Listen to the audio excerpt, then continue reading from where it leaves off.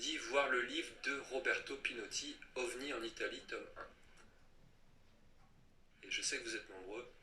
Ce livre parle de ce sujet-là. Donc voilà, en résumé sur ce qu'elle est super important, bien évidemment, hein, parce que c'est la clé. Pour l'instant, on ne peut pas prouver que c'est vrai ou c'est faux. Par contre, effectivement, les recherches, je sais qu'il y a des recherches historiques qui passent dans tous les sens et que ça va être ardu. Je peux passer à l'année 1941 avec l'affaire de Cap Girardeau. Allez, on retourne du côté nord-américain. Donc là, c'est un révérend, et donc qui, étant donné qu'il pouvait se marier, parce qu'il est pasteur, avait donc une femme, il a eu une petite fille, et c'est cette petite fille qui, interrogée par l'ufologue Leonard Stringfield, nous raconte l'histoire. C'est-à-dire qu'il aurait été le 12 avril 1941 appelé sur les lieux d'un accident, où il y avait beaucoup de militaires, policiers présents, et il y avait un objet en forme de disque avec à l'intérieur des composants bizarres, des hiéroglyphes, et surtout 3 entités non humaines de petite taille, d'après les déclarations. Donc le révérend aurait effectué des prières, les derniers sacrements, et tout aurait été transféré à l'université de Purdue. Le souci sur ce cas, c'est que la seule source, ce sont les propos de sa petite fille. Et à un moment, il y fait allusion à des affidavits dont sa femme ou le shérif d'époque aurait peut-être partiellement confirmé les faits. Est-ce qu'on peut le vérifier? Sinon, c'est un peu maigre, mais c'est tout ce qu'on aura sur ce cas. Et il y a un documentaire du MUFON que j'ai cité ici, qui fait des hypothèses plus ou moins audacieuses à la fin. C'est-à-dire qu'il raconte qu'on aurait récupéré des éléments qui plus tard auraient servi pour faire de la rétro-ingénierie et notamment créer les premiers transistors, donc les premiers circuits miniaturisés. Oui, mais c'est ce qu'on dit sur le matériel récupéré à Roswell ou d'autres crashs. Et voilà, cette thèse, elle illustre une qui va rebondir dans d'autres travaux. C'est-à-dire qu'on va dire que ces présumés crashs des années 40-50, on a récupéré du matériel qui aurait servi à différents progrès technologiques. C'est surtout Monsieur Corso dans The Death of Roswell qui avait raconté ces histoires-là. Sans rentrer dans le détail, on va juste regarder sur celle-ci, parce que des gens ont fait des objections. Pourquoi confier ces artefacts à des étudiants à l'université plutôt qu'à un labo militaire? L'idée et le brevet théorique des transistors étaient déjà connus par Edgar Lilienfeld en 1925, donc ça n'a pas été inventé là. Et puis, les premiers transistors ont été faits dans un laboratoire privé qui était le Bell Lab Telephone Laboratories en 1947-48 par 3 scientifiques. Et cette université, elle ne se situe pas à côté de Purdue. Bon, ça, c'est des objections sur ce cas. Enfin, surtout, le raccourci qui est peut-être un peu trop rapide entre l'affaire de Cap Girardeau et la rétro-ingénierie. Oui, c'est ça, ça ne remet pas forcément en cause ou en doute le témoignage de la petite fille du révérend Hoffman, mais ceux qui spéculent sur de la rétro-ingénierie, moi je viens de l'apprendre, là, cette histoire de brevet déposé par, donc c'est Julius Edgar Lilienfeld, donc en 1925, j'ai envie de dire là, échec et mat sur l'hypothèse d'une rétro-ingénierie à la base de la création du premier transistor. Alors après, je passe au suivant, parce que là on a, comme je disais, une bonne série dans les années 40, et celui-là, c'est le cas de Trinity. Alors, comme je sais que certains vont le dire dans le chat, je vous signale tout de suite que c'est un cas très controversé, mais on va en présenter les éléments. Donc d'après des témoignages dans les plus récents collections ont été faites par Jacques Vallée et Paola Harris dans leur livre de 2021 de Trinity, le secret le mieux gardé. Donc ces 2 enfants, qui 1 mois après la première bombe atomique, auraient vu une détonation, une fumée, ils auraient suivi la direction et vu un objet en forme de volcan en feu de 8 à 9 mètres dans le sillon d'une grande taille dans la Terre. Et ils auraient vu les créatures à tête d'insectes, donc ils ont fait les croquis. Les enfants donc seraient revenus plus tard, et où ils auraient vu des militaires en train de récupérer des débris, en train de faire un chemin pour faire passer un camion, une grue au passage, et donc profitant du fait qu'ils seraient allés partis manger, ou dormir, je ne sais pas. Ils seraient rentrés dans l'engin, ils auraient récupéré plusieurs objets. Toile d'araignée, cheveux d'ange, mais surtout la barre de métal, et c'est celle-ci qui le montre en bas. C'est la seule qui réussit à sauvegarder.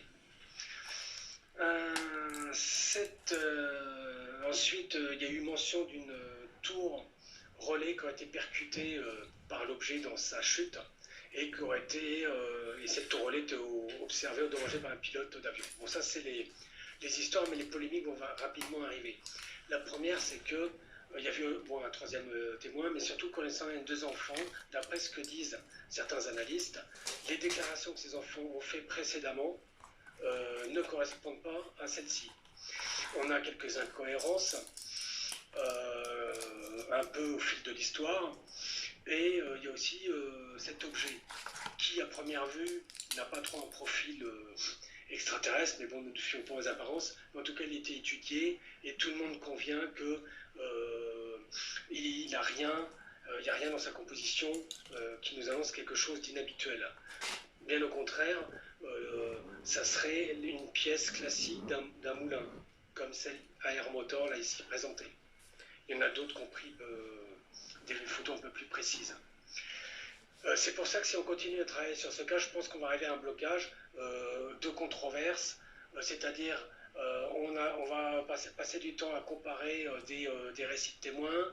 Sur les faits matériels, bon, on n'a plus que ça, et ça ne nous mène à rien. Donc, en raison des différentes polémiques, je propose de mettre ce sujet en suspens et d'aller voir des travaux qui m'apparaissent plus prometteurs de Jacques Vallée.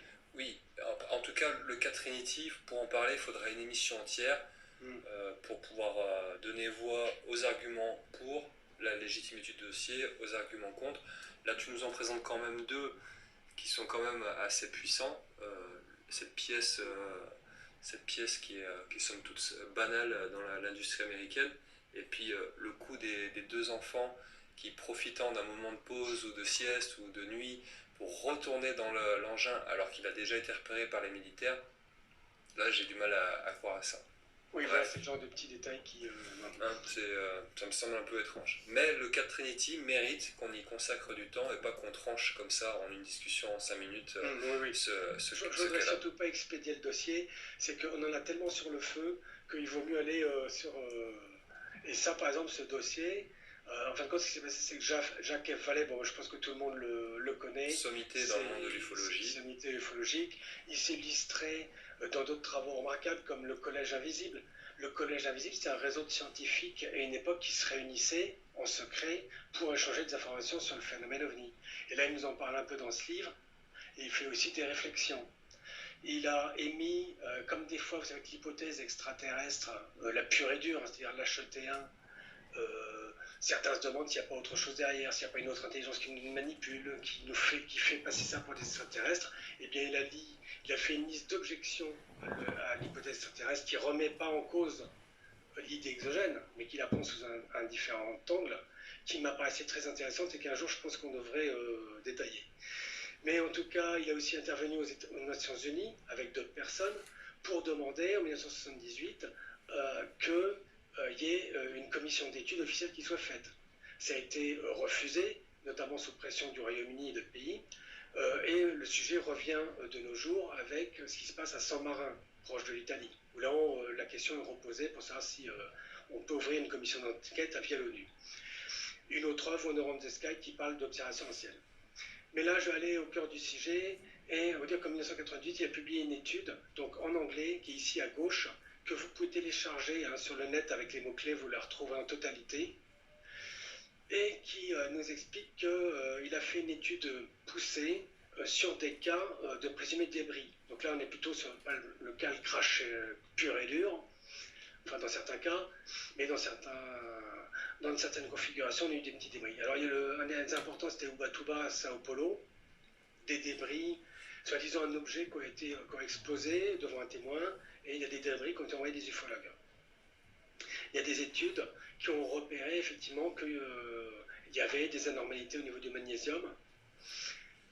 Et curieux à savoir, à vérifier, mais que ce serait pas la date originale, ce ne serait pas de 1957, mais beaucoup plus tôt. Bon. ça c'est pour le détail. Maury Island, il y a des allusions dans ce cas, mais attention, c'est une affaire très controversée, puisque on pense que c'est un canular très très élaboré. En tout cas, il y a 2 personnes qui, en enquêtant sur ce cas, sont mortes dans un avion. Pas simplement par accident, hein, mais... Ça met un voile de mystère autour de ce dossier. Le carrousel de Washington, et là, bon, c'est tout le monde se casse, c'est des ovnis qui survolent le Pentagone, la Maison Blanche, le Congrès américain, et qui sont capables de faire du 11 000 km/h, observé au radar, en 1952, à l'époque où on volait difficilement à 2000 km/h.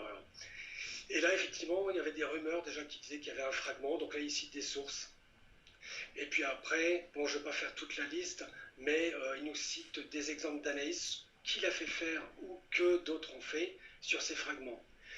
Et en résumé, on trouve bien qu'on n'ait pas trouvé de preuves directement exogènes, c'est-à-dire j'entends preuves directement exogènes, ça serait des nanotechnologies qu'on décèlerait, des microcircuits qui ne pourraient pas être faits à l'époque, ou des compositions carrément supra-extraterrestres impossibles à produire sur Terre, mais on a trouvé dans certains cas, notamment ici Ubatuba et puis le cas de Colombie, des compositions qui sont anormales, surtout des alliages qui sont anormaux, qui ne sont pas usités sur Terre. Ensuite, des compositions qui sont normales comme le magnésium, ou des questions de pureté, ou des questions plus compliquées d'isotopes. Donc ça c'est un sujet qui est plus complexe, plus difficile à expliquer parce que ça relève de l'atome. Mais effectivement, il semblerait qu'il y ait eu des modifications sur certains. Jacques Vallée précise à ce propos que c'est des études qui coûtent cher, parce que quand on étudie juste un seul facteur, c'est des études, j'avais vu passer le chiffre de 2000 $, et il faut ensuite refaire une étude pour voir si c'est pas dû à l'autre facteur. Enfin, ouais, encore une fois, je me souviens de certaines analyses sur d'autres dossiers qu'on a eu sur Nuria TV, notamment les momies de Nazca. Nous, on a l'habitude, la culture des séries de science-fiction américaines, où ils font des analyses scientifiques en 2 minutes en labo, tu sais, dans les cas de crime et tout, ils sortent l'ADN, ils sortent tout, tac, tac, alors que tout ça c'est long et c'est très cher, et ça nécessite des moyens assez importants, donc analyser les matériaux. Est-ce que Jacques Vallée a sorti un ouvrage où il synthétise cet aspect-là de la recherche ufologique sur des matériaux de récupération? Alors, ça c'est la source originale, mais ça il l'a traduit en français dans son livre, donc Trinity. Et après, je l'ai vu intervenir sur des congrès où là, il a donné des nouvelles un peu plus fraîches. D'accord. Mais pour les livres, je peux pas dire, je suis pas au courant je n'ai pas la liste de ces dernières parutions s'il en a faites. D'accord. En tout cas, un ufologue. En tout cas, le livre, je crois que c'est Trinity, c'est le dernier qu'il a écrit. Pour les études, il faudrait. Oui, c'est le dernier dont j'ai entendu parler. Mais c'est un ufologue qu'il faut suivre attentivement. Jacques Vallée, il est en plus dans un entourage où je pense qu'il a accès à beaucoup d'informations.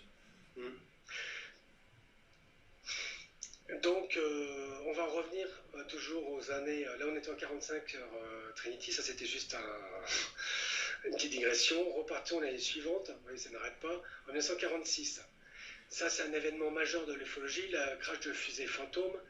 Et je dis crash ou simulation de crash, parce qu'il s'est produit des événements extraordinaires. C'est-à-dire qu'il y a eu énormément de témoins qui parlaient d'apparition de fusées fantômes, décrites comme des ogives, hein, comme le document qu'on voit en suédois au milieu en haut, qui étaient capables de déplacements silencieux, parfois avec des flammes, des vitesses variables, et surtout on entendait ces engins se cracher parfois, explosion, et on ne retrouvait rien sur place, dans la majeure partie des cas. C'est très bien documenté parce qu'on a les articles de la presse suédoise. S'il n'y en a pas vous qui parle suédois, j'en ai pas mal à vous donner. Des articles US qui ont relayé. Les Américains envoient le général Doolittle. Doolittle, c'était un héros là-bas à l'époque, parce qu'en 1942, c'était lui qui avait réussi à faire le premier raid aérien sur Tokyo.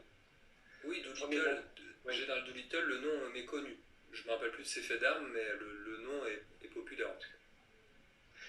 Donc, très bien documenté. On a la preuve que il y a eu des recherches. Par exemple, ici, il y a un officier nommé Bartol là, qui recherche dans un lac une fusée qui se serait crashée.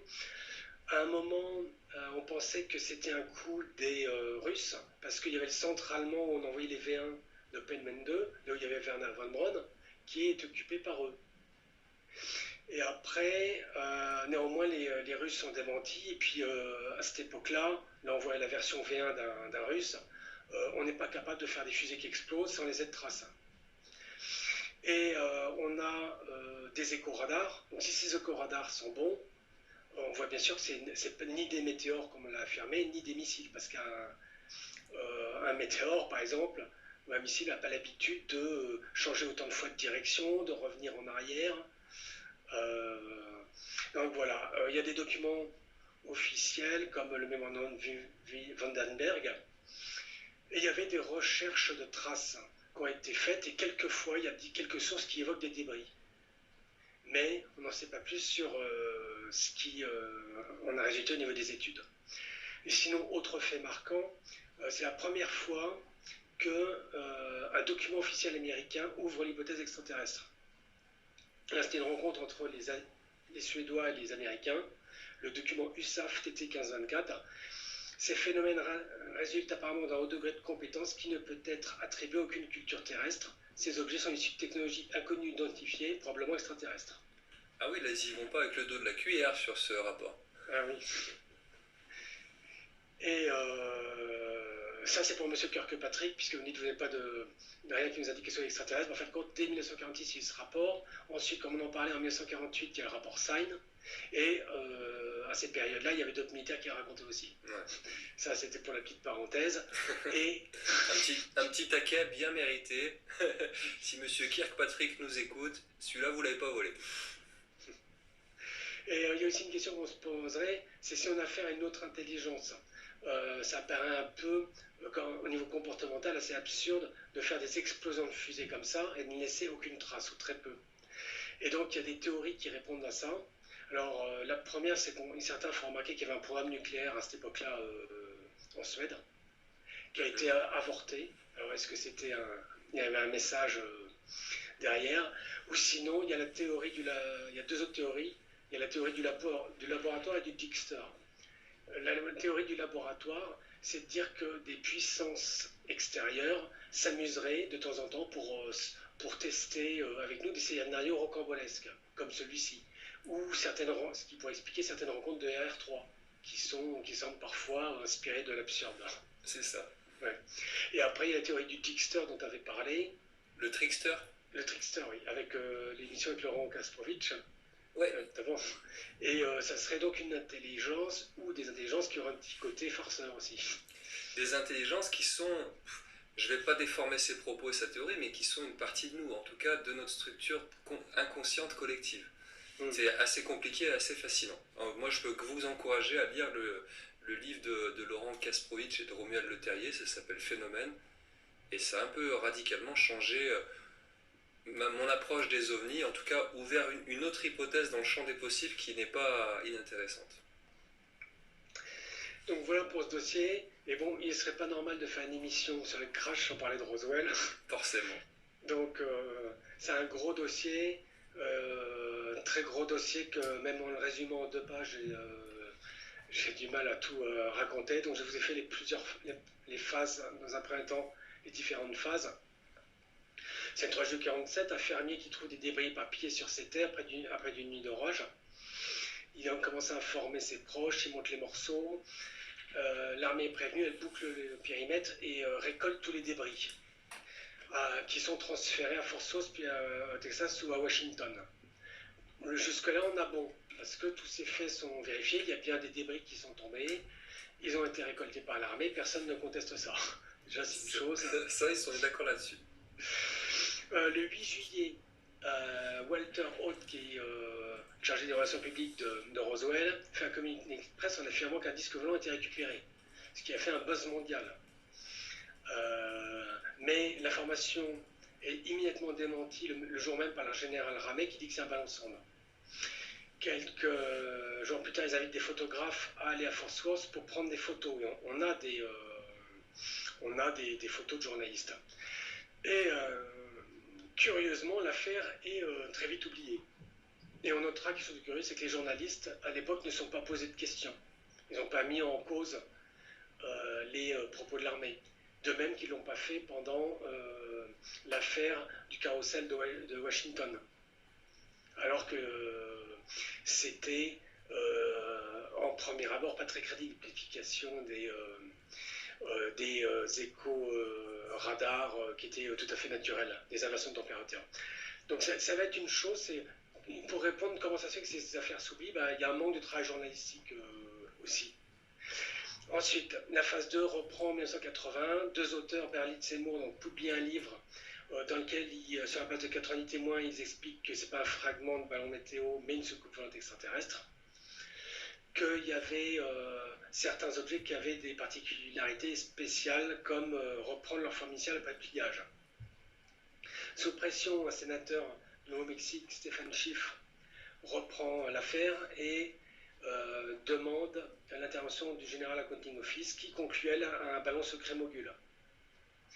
Et après, il s'en est suivi l'affaire Ray Santilli, où c'est un producteur donc, qui va faire une vidéo d'une fausse autopsie extraterrestre. On l'a su après parce que les petits détails comme ce cordon de téléphone qui n'était pas d'époque, ou des gestes chirurgicaux qui n'étaient pas usuels. Mais en tout cas, il a réussi à berner pas mal de monde, vraisemblablement pour des questions d'argent. Parce qu'il a vendu très cher son document, y compris en France à M. Pradel.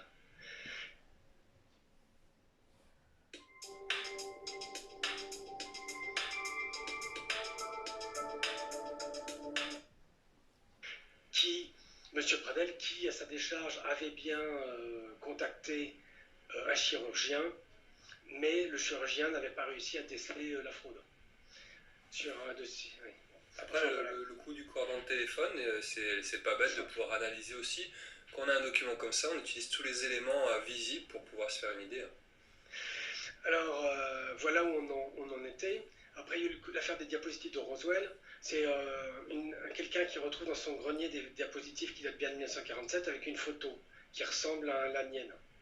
Et un personnage dont on a entendu parler il y a quelques jours qui s'appelle Raimé Mossan avait fait tout un spectacle pour faire venir du monde, 80 $ l'entrée, on va vous révéler la vérité.